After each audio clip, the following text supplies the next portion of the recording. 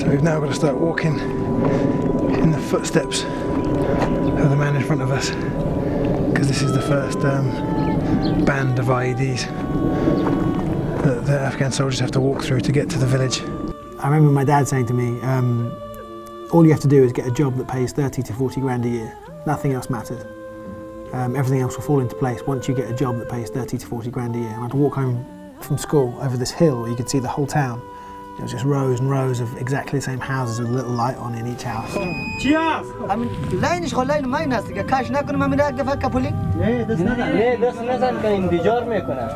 was like physically angry that that's all there was for me.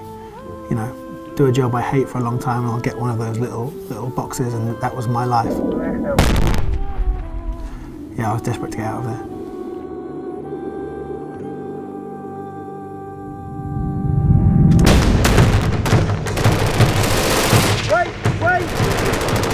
Just gone to check on the ANA casualties. The ANA soldiers are saying that 6 of them have been killed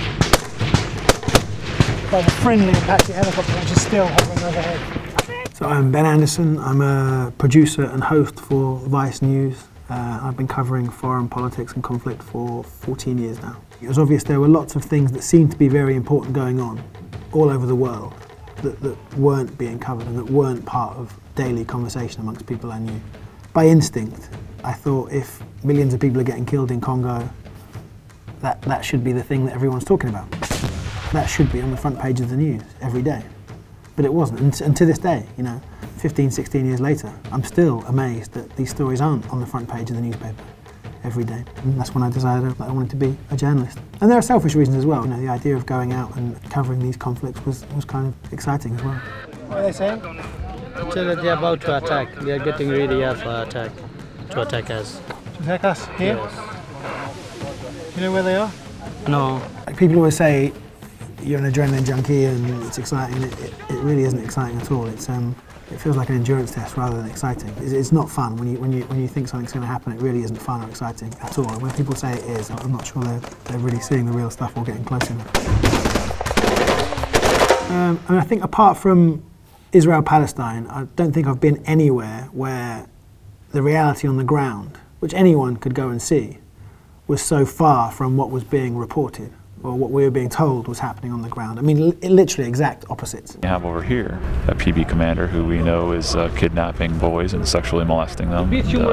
Try doing that day in and day out, working with child molesters, working with people who are robbing people, murdering them. It wears on you after a while.